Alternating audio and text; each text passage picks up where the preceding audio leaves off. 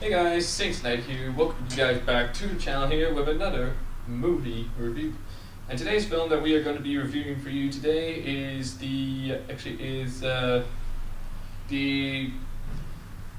next installment in the Winnie the Pooh franchise, which I didn't think I'd be able to say honestly. Christopher Robin.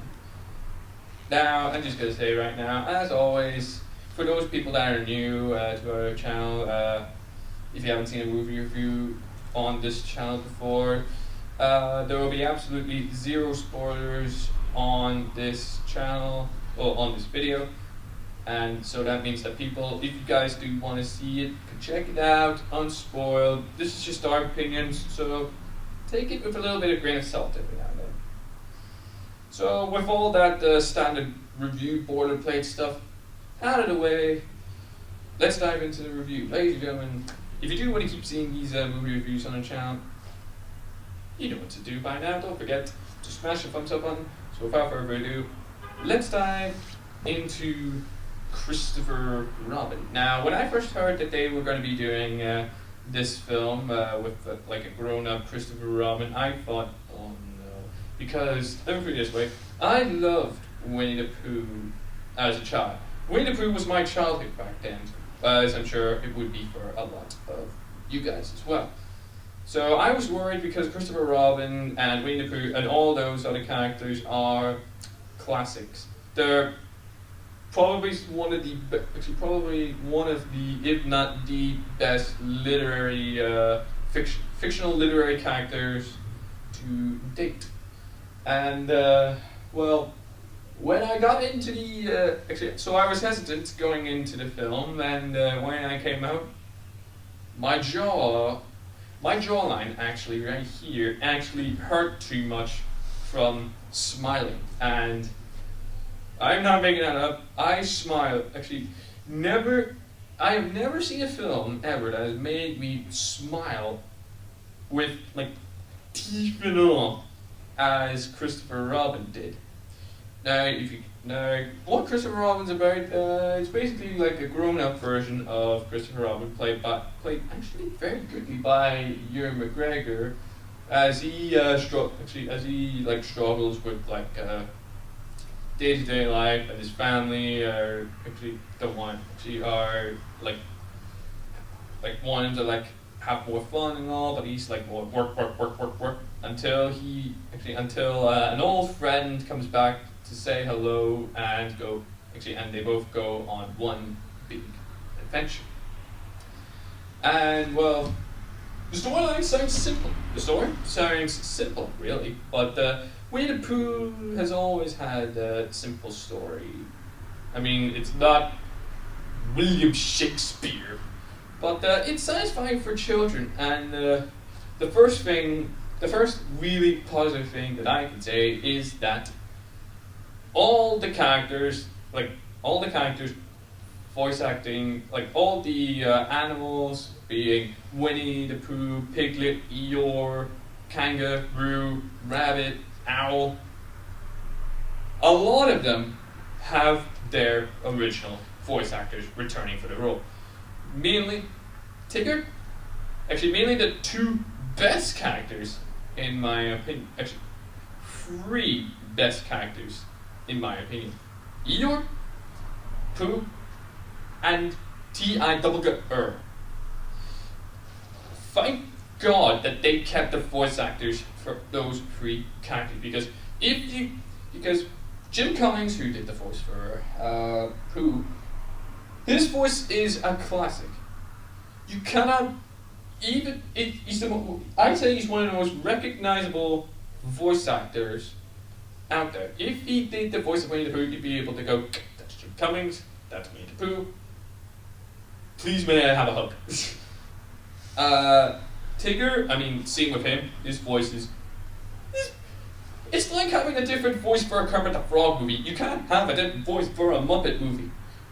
Even if you change actors, even if it's still the same as good, you can't have different actors for those characters.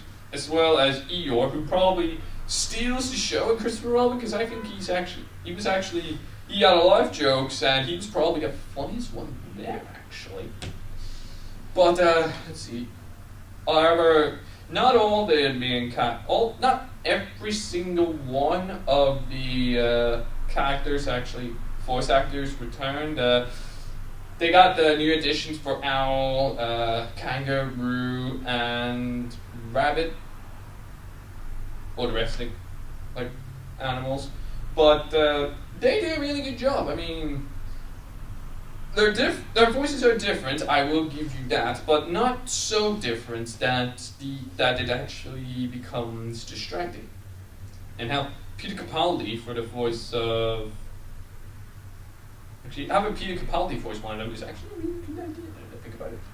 And he's not, since he's not doing Doctor Who, he's good. So yeah. Well, actually, and what else? The humans, like Christopher, his wife, his daughter, the boss. A lot of the acting, as well as the voice acting, is actually done really good.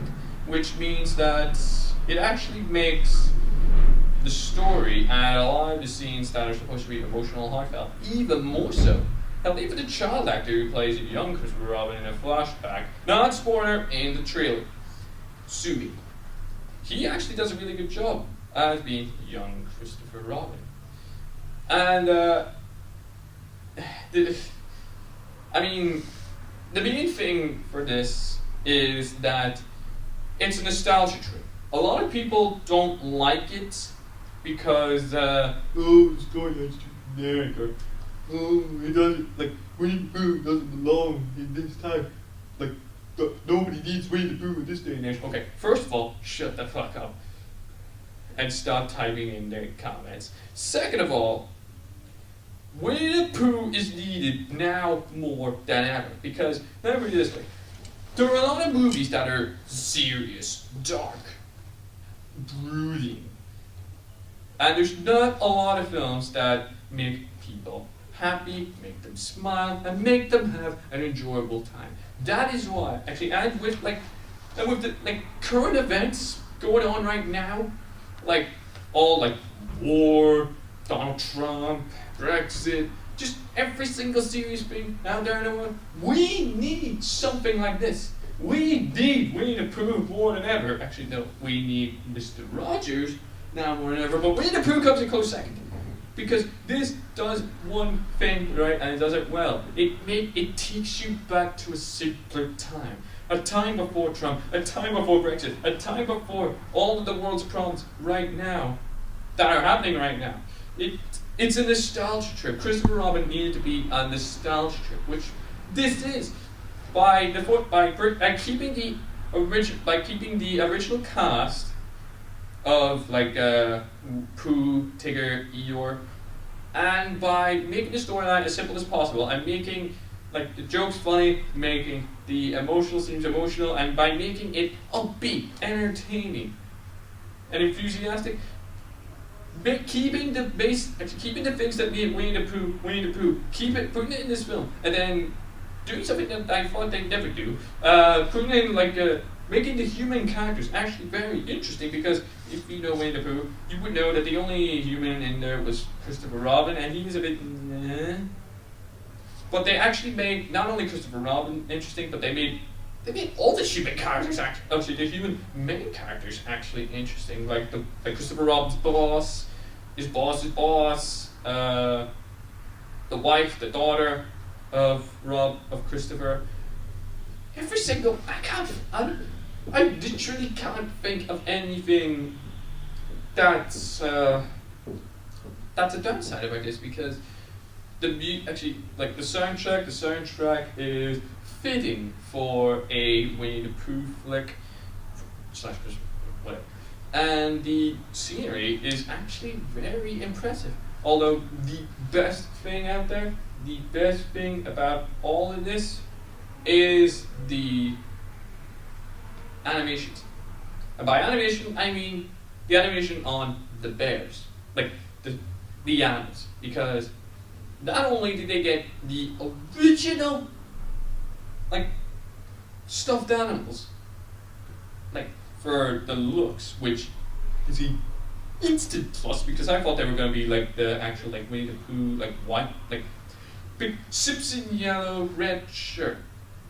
I'm glad that they didn't go like cartoony Winnie the Pooh, but live action. But they got the actual bears. Not only did they do that, but they actually move and interact with the environment so well that you can't that it's very, very hard to distinguish. Like, that's big, that's real, that's big, that's real. And when a film does that and keeps you entertained and keeps you smiling, you know that it is a really good film. And now I've rambled on for about 10 minutes now. Wow. The final verdict. Time for the final verdicts now. And Christopher Robin is an interesting one, but an easy one for me. I give it a 9 out of 10. It's a perfect nostalgia trip for anyone whose childhood revolved around Winnie the Pooh, and for people whose childhood didn't involve Winnie the Pooh. It's good